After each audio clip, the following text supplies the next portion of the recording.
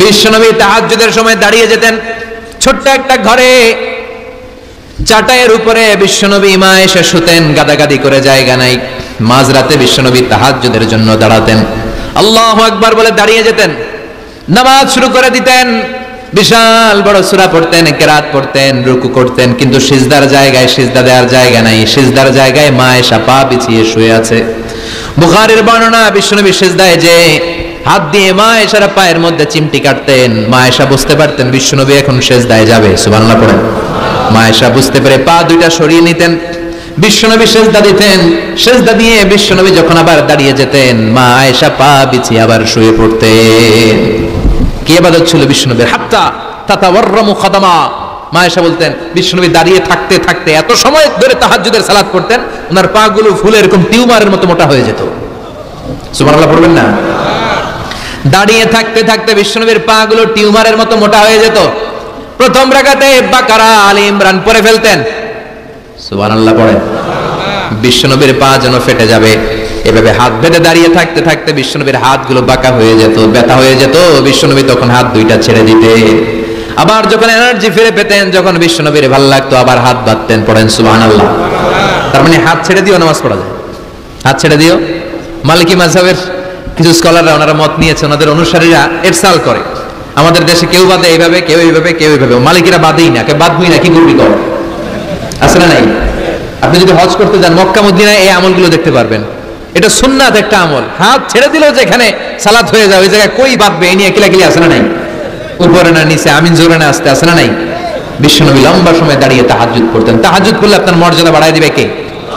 সাইয়েদনা জিবরাইল বললেন, ইন্না শারাফাল মুমিন ফি কিয়ামিল লাইল। বিশ্বনবী বললেন, জিবরাইল এসে আমাকে বলে গিয়েছে মুমিনের মর্যাদা তাহাজ্জুদের নামাজের ভেতর। সুবহানাল্লাহ বলেন। তাহাজ্জুদের নামাজ পড়লে মর্যাদা বাড়ায় দেয় কে? দুই নাম্বার, কুরবাতুন ইলাল্লাহ। তাহাজ্জুদের নামাজ পড়লে আল্লাহর সাথে নৈকট্য বাড়িয়ে দেয় কে? আল্লাহর সাথে কানেক্টিভিটি আপনার বেড়ে যাবে। আমাদের দুনিয়াতে সব জায়গায় কানেক্টিভিটি আছে। এমপির সাথে হাত আছে, চেয়ারম্যানের সাথে হাত আছে, ওই এসআই এর সাথে হাত আছে, পুলিশের আইজির সাথে হাত আছে, কিন্তু আল্লাহর সাথে হাতটা নাই। কথা কন।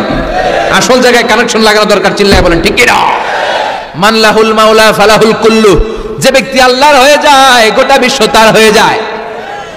যে সব জায়গায় যে ধর্ণা দেয় আল্লাহর কাছে ধর্ণা দেয় না, তার কোনো মর্যাদা নাই। আর যে ব্যক্তি সব দিক থেকে মুখ ফিরিয়ে আল্লাহর কাছে যায়, গোটা বিশ্বের সবাই তার দিকে তাকিয়ে থাকে।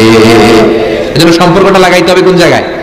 তার মানে তাহাজ্জুদ পড়লে মর্যাদা বেড়ে যায়, আল্লাহর সাথে সম্পর্ক বেড়ে যায়। বিশ্বনবী বললেন, মানহাতুনা আনিল ইসম। তাহাজ্জুদের নামাজ পড়লে তাহাজ্জুদের নামাজ আপনারে পাপ কাজ থেকে বাধা দিবে। সুবহানাল্লাহ পড়ে। তাহাজ্জুদ যারা পড়ে এরা পাপ কাজ করে না। চিল্লায় কোন ঠিক কি না? 4 নম্বরে মুকাফফিরাতুল লিসাইয়্যাত। পাপ আর অন্যায় যদি কিছু হয়েও থাকে, তাহাজ্জুদের নামাজ পড়লে তাহাজ্জুদের নামাজ পাপগুলোরে ধুয়ে মুছে সাফ করে দেয়। এজন্য তাহাজ্জুদ পড়ার দরকার আছে না নাই? ঘুমের আরবিতে কিছু নাম আছে। ঘুমের একটা নাম হচ্ছে আন-নুআস। নুআস মানে ড্রোজিনেস। বাসে বসে আছেন, বাসে ঝুলে আপনিও ঝুলতেছেন, এরকম হয় না? ঝিমুনি, এটা বলে নুআস।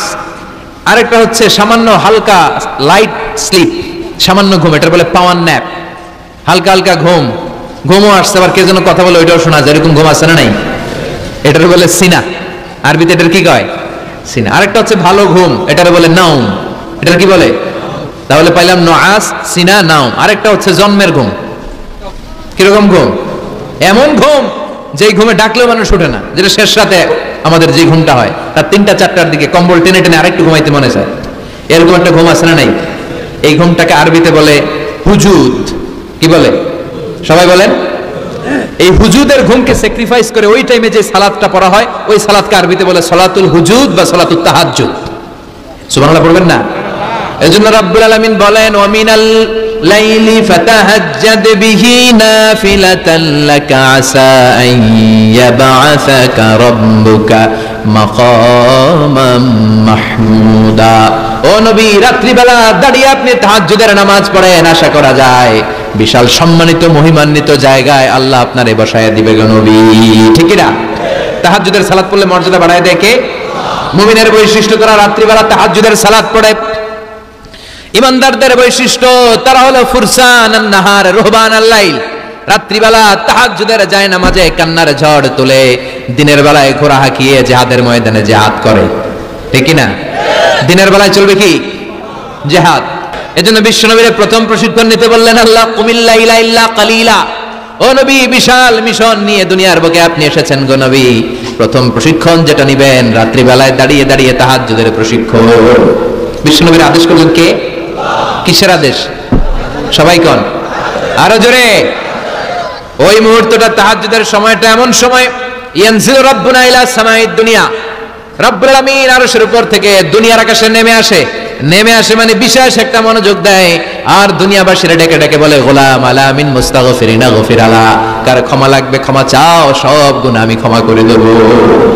আলা মিন মুস্তারজিকিন আরজুকালা, কার কি লাগবে আমার কাছে চাও, সব আমি দিয়ে দেব। আল্লাহু আকবার। আলা মিন মুস্তাকসিন আকসুলা, যার জামা দরকার জামা চাও, জামা দেব। ক্ষমতা দরকার ক্ষমতা চাও, ক্ষমতা দেব। নেককার স্ত্রী দরকার, নেককার সন্তান দরকার, সন্তান চাও, সন্তান দেব। সব দেয়ার মালিক কে? কেউ যেটা পারে না পারে কে? কেউ যেটা দেয় না দেয় কে? কেউ যেটা বোঝে না বোঝে কে? আল্লাহ শেষ সাথে আম করে ডাকে, দেওয়ার জন্য ডাকে, কিন্তু চাওয়ার সময় আমাদের নাই। উনি দেওয়ার জন্য প্রস্তুত, কিন্তু এটা তো নেওয়ার লোক লাগবে। কথা কন।